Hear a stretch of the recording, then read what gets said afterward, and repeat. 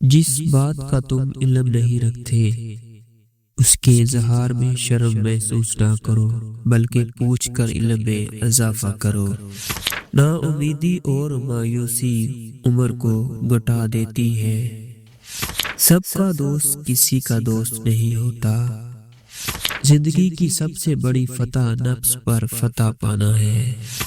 قوم اور ملک کو بد نیت اور بد کردار حکمرانوں سے زیادہ کوئی قوت نقصان نہیں پہنچا سکتی۔ لگن کے بغیر کسی میں بھی ذہانت پیدا نہیں ہوتی۔ جو شخص اصول علم کے لیے تکلیف برداشت نہ کر سکے وہ تا حیات جہالت کی ضلالت میں مبتلا رہتا ہے۔ بہت زیادہ گفتگو کرنا خواہ موضوع نیک ہی ہو دیوانگی ہی کی مانند ہے۔ بخیل خواہ دولت مند ہو وہ لوگوں کے دلوں میں عزت حاصل نہیں کر سکتا۔ اگر کوئی تیرے حق میں بدی کرے جا تو کسی سے نیکی کرے تو دونوں بھول جا۔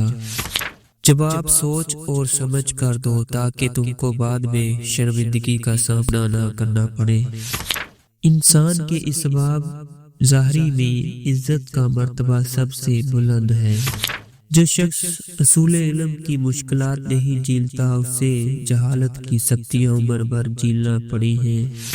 علم کی جڑیں تلخ ہے لیکن اس کا پھل میٹھا ہے۔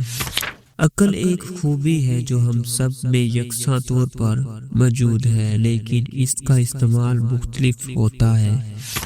انسان اپنی فطرت کے اعتبار سے سماجی جانور ہے۔ فضیلت وہ ہے جو ہم اپنے اعمال سے ظاہر کرتے ہیں نہ کہ اپنی باتوں سے۔ دوستی ایک روح ہے جو دو جسموں میں بسی ہوئی ہے۔ سب سے بڑا جاہل وہ ہے جو سیکھنا نہیں چاہتا۔ اچھی شروعات نصف کام مکمل ہونے کے مترادف ہے۔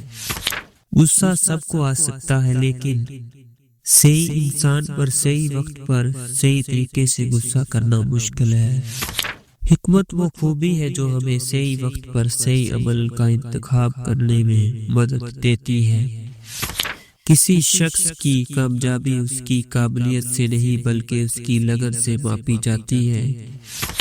ہنر بغیر علم کے کچھ نہیں اور علم بغیر ہنر کے بے فائدہ مند ہے۔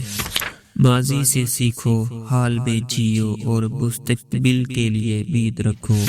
ایک اچھا معاشرہ وہ ہے جو اپنے تمام شہریوں کو ترقی کے مواقع فراہم کرے۔ عظیم دماغ خیالات پر بات کرتے ہیں، اوسط دماغ واقعات پر اور چھوٹے دماغ افراد پر۔ غصہ ہمیشہ حماقت سے شروع ہو کر ندامت پر ختم ہوتا ہے۔ جو گزر گیا اس پر کف افسوس ملنے سے کچھ حاصل نہ ہوگا بلکہ موجودہ وقت بھی ضائع ہو جائے گا۔ شر کو شر سے رفع کرنا اگرچہ صحیح بات ہے مگر شر کو خیر سے رفع کرنا نسبتاً آسان ہے۔